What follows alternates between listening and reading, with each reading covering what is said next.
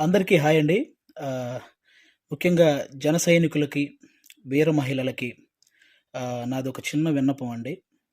నేను ప్రొఫెషనల్‌గా కమెడియన్ అయ్యుండొచ్చు గానీ, పర్సనల్‌గా 80% మార్కులతో బీటెక్ కంప్లీట్ చేసి, ఈ సమాజం మీద, రాజకీయాల మీద, అలాగే వ్యక్తుల మీద, విలువల మీద, అన్నిటి మీద అవగాహన కలిగిన ఒక వ్యక్తిని నేను కూడా. ఆంధ్రప్రదేశ్‌లో ఓటు హక్కు ఉంది కాబట్టి జరుగుతున్న విషయాల మీద మాట్లాడే హక్కు నాకు కూడా ఉందని నేను మాట్లాడుతున్నాను. అంటే జనసేనకి 24 సీట్లు అని అనౌన్స్ చేయగానే చాలామంది పవన్ కళ్యాణ్ గారిని తిడుతున్నారు. కొంతమంది అలుగుతున్నారు. కొంతమంది అసంతృప్తి చెందుతున్నారు. ఇంకొంతమంది అయితే మోసిన జెండానే కిందేసి కాలుస్తున్నారు. ఇంకొంతమందయితే వేసిన స్టిక్కర్స్‌ను లాగేసి పీకేస్తున్నారు. ఇవన్నీ చూసి నిజంగా మనసుకి చాలా చాలా చాలా బాధనిపించింది. ఒక్కసారి ఆవేశంతో కాకుండా మీ ఆత్మసాక్షిగా ఆలోచించి చెప్పండి. తను నమ్ముకున్న ప్రజలను కానీ, తనతో నడుస్తున్న నాయకులను కానీ మోసం చేసే వ్యక్తిత్వం పవన్ కళ్యాణ్ గారికి ఉంటుందా అండి? పెట్టిన పార్టీకి సపోర్ట్ చేసే మనమే ఇంత ఆలోచిస్తే, ఒక పార్టీ పెట్టిన వ్యక్తి ఇంకెంత ఆలోచించుంటాడు. ఒక డెసిషన్ తీసుకోవడానికి తనలో తాను ఎంత మదనపడి ఉంటాడు. ఇది ఒక్కసారి ఆలోచించాలని మనస్ఫూర్తిగా కోరుకుంటున్నాను. 10 సంవత్సరాలుగా ఎటువంటి అవినీతి చేయకుండా తన సొంత కష్టార్జితంతో పార్టీని నడుపుతున్న గొప్ప నాయకుడు పవన్ కళ్యాణ్ గారు. అలాంటి వ్యక్తి గురించి మన శత్రువులు మాట్లాడినట్టు మనం కూడా మాట్లాడితే నిజంగా బాధ అనిపించిందండి.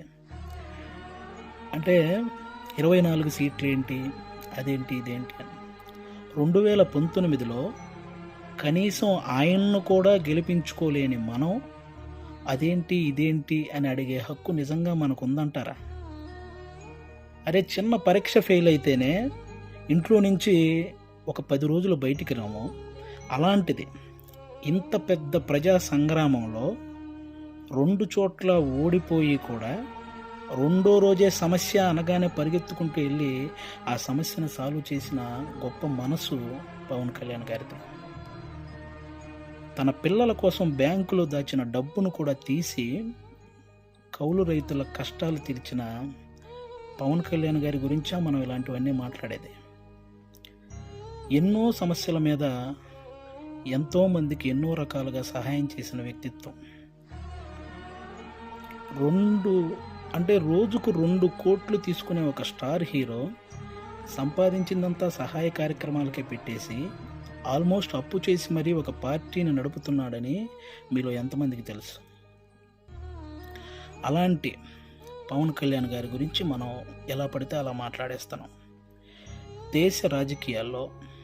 దేశంలో ఇన్ని రాజకీయ పార్టీలు ఉన్నాయి, ఇంతమంది రాజకీయ నాయకులు ఉన్నారు. ఎవరైనా సరే మేము అధికారంలోకి వస్తే అది చేస్తాం, ఇది చేస్తాం అనేవాళ్ళే కానీ ప్రతిపక్షంలో ఉండగా ఏనాడైనా వాళ్ళ జేబులో నుంచి ₹1 తీసి ఎవరికైనా సహాయం చేశారా? అలా సహాయం చేసిన ఏకైక రాజకీయ నాయకుడు పవన్ కళ్యాణ్ గారు. అలాంటి వ్యక్తిని పట్టుకొని మనం కులాన్ని తాకట్టు పెట్టాడు, పార్టీని తాకట్టు పెట్టాడు, ప్యాకేజ్ తీసుకున్నాడు అని చాలా ఈజీగా అనేస్తున్నాం. అమ్మలాంటి కులాన్ని, పార్టీని తాకట్టు పెట్టే వ్యక్తే పవన్ కళ్యాణ్ గారు. డబ్బుకు అమ్ముడుపోతాడా? ప్రతిపక్షంలో ఉన్న టీడీపీ కంటే అధికార పక్షంలో ఉన్న వైసీపీ దగ్గరే ఎక్కువ డబ్బు ఉంటుంది కదా. మరి అమ్ముడుపోయే వ్యక్తి అయితే వాళ్ళే కొనుక్కోవచ్చు కదా. ఎందుకండి ఈ మాటలు? పవన్ కళ్యాణ్ గారు ప్రజలు పంచే ప్రేమకు బానిస కానీ నాయకులు పంచే డబ్బుకి ఎప్పటికీ బానిస కాడు, అవ్వడు. అభిమానించటం అంటే మనకు అనుకూలంగా ఉన్నప్పుడు జై కొట్టడం, అనుకూలంగా లేనప్పుడు బాయ్ చెప్పడం కాదండి. ఒక నాయకుడు ఎలాంటి డెసిషన్ తీసుకున్నా దానికి కట్టుబడి ఉండటాన్నే అభిమానించటం అంటారు. అదే నిజమైన అభిమానం అంటారు. అలా ఉండగలగాలి.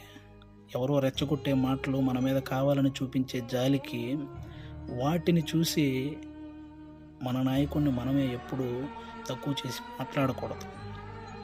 అలాగే టీడీపీ కార్యకర్తలకు కూడా నా నుంచి ఒక చిన్న విన్నపం అండి. 2014లో ఒక్క సీటు కూడా ఆశించకుండా పూర్తి మద్దతు చంద్రబాబు నాయుడు గారికి ప్రకటించారు. ఆ త్యాగాన్ని గుర్తించాలని మనస్ఫూర్తిగా కోరుకుంటున్నాను. అలాగే 2023లో 14 సంవత్సరాలు ముఖ్యమంత్రిగా చేసిన ఒక వ్యక్తిని, పేద కుటుంబాల్లో ఎంతోమంది పేద విద్యార్థులు వాళ్ళు ఐటీ జాబ్ చేయొచ్చు, అమెరికాలోకి వెళ్ళి సెటిల్ అవ్వచ్చు అని ఈ ఐటీని తెలుగు రాష్ట్రాల్లో ప్రతి ఒక్కరికి పరిచయం చేసినటువంటి చంద్రబాబు నాయుడు గారు లాంటి వ్యక్తి ఒక 70 ఏళ్ళ పైబడిన వ్యక్తిని జైల్లో పెడితే నిజంగా చాలామందికి బాధ అనిపించింది. అలాగే పవన్ కళ్యాణ్ గారు అక్కడికి వెళ్ళి కలవడం జరిగింది. పొత్తు అనేది పెద్ద సభలు పెట్టి ఆడంబరంగా చేసుకోవచ్చు, కానీ అలాంటి ఆడంబరాలు కోరుకోలేదు. అక్కడ కష్టాన్ని చూశాడు. ఆ జైలు ముందుకు వచ్చి అక్కడే పొత్తును ప్రకటించాడు. ప్రకటించిన వెంటనే జన సైనికులందరికీ ఏం చూసించాడో తెలుసా? అవసరంలో మనం ఆదుకున్నాం కాబట్టి అనవసరంగా టీడీపీని ఎవరైనా తక్కువగా మాట్లాడడం కానీ తప్పుగా మాట్లాడడం కానీ చేయొద్దని జన సైనికులందరికీ సూచించారు. ఒక సభలో మనం మాట్లాడేటప్పుడు జనసేన టీడీపీ అని సంబోధిద్దాం, వాళ్ళు మాట్లాడేటప్పుడు టీడీపీ జనసేన అని సంబోధిస్తారు అని కూడా చెప్పి కార్యకర్తల్లో ఒక ఉత్సాహాన్ని నింపారనమాట. అంటే ఒక పొత్తు ధర్మాన్ని ఇంతకంటే నిజాయితీగా పాటించే వ్యక్తి ఎవరైనా ఉంటారా? ఎక్కువ సీట్లు తీసుకొని ఇన్నే గెలిచాడా అనిపించుకోవటం కంటే తక్కువ సీట్లు తీసుకొని అన్నీ గెలిచాడు అనిపించుకోవటం కరెక్ట్ అని భావించి 24 సీట్లకే పరిమితం అయ్యారు. కాబట్టి టీడీపీ కార్యకర్తలందరికీ రేపొద్దున ఆ 24 చోట్ల టీడీపీ కార్యకర్తల ఓటు ట్రాన్స్ఫర్ ఖచ్చితంగా జనసేనకు జరగాలి. ఆయన త్యాగాన్ని రుణం తీర్చుకోవాల్సిన సమయం వచ్చిందని నేను అనుకుంటున్నాను. అలాగే పవన్ కళ్యాణ్ గారి మాటని గౌరవించి జనసేన కార్యకర్తలు కూడా టీడీపీ నిలబడ్డ ప్రతి చోట ఆ ఓటు ట్రాన్స్ఫర్ జరగాలని మనస్ఫూర్తిగా కోరుకుంటున్నాను. చాలామందికి ఈ 24 సీట్లు ఏంటి అదేంటి అని అసంతృప్తిగా ఉన్న వాళ్ళకి ఒక చిన్న ఎగ్జాంపుల్ చెప్తాను. మహేంద్ర సింగ్ ధోని క్రికెటర్ మీ అందరికీ తెలుసు. ఆయన వచ్చిన కొత్తలో స్టార్టింగ్లో డక్అవుట్ అయ్యాడు. ఆ తర్వాత మంచి మంచి షాట్లు కొట్టి ఒక 24 పరుగులు చేశాడు. ఇతనిలో గేమ్ ఉంది అని అందరికీ తెలిసేలా చేశాడు. ఆ తర్వాత గేమ్ చేంజర్ అయ్యాడు. ఆ తర్వాత గేమ్ విన్నర్ అయ్యాడు. ఫైనల్గా క్రికెట్నే శాసించాడు. మన నాయకుడు కూడా అంతే. స్టార్టింగ్లో 2 చోట్ల ఓడిపోయి ఉండొచ్చు. ఇప్పుడు 24 సీట్లతో అసెంబ్లీలోకి 21 సీట్లతో అసెంబ్లీలోకి వెళ్ళొచ్చు, 3 పార్లమెంట్ సీట్లు గెలవచ్చు. రాజకీయం బాగా తెలిసినవాడు అని అందరూ అనుకోవచ్చు. ముందు ముందు ఆయనే గేమ్ చేంజర్ అవ్వచ్చు, ఆయనే గేమ్ విన్నర్ అవ్వచ్చు. మీరు చూస్తుండగానే ఈ రాజకీయాల్ని శాసించవచ్చు. కాబట్టి ఎప్పుడు ఎవరిని తక్కువగా అంత ఈజీగా ఒక పార్టీ నడిపే అధ్యక్షుడు ఎంత ఆలోచించుంటే ఇవన్నీ చేస్తుంటాడని గుర్తుపెట్టుకొని మాట్లాడాలని మనస్ఫూర్తిగా కోరుకుంటున్నాను. ఆయన నిలబడ్డ 24 సీట్లు గెలిపించి ఒక మంచి పొజిషన్లో ఉంచండి. మన మనసులో ఉన్న పొజిషన్కి ఆయనే చేరుకుంటారు.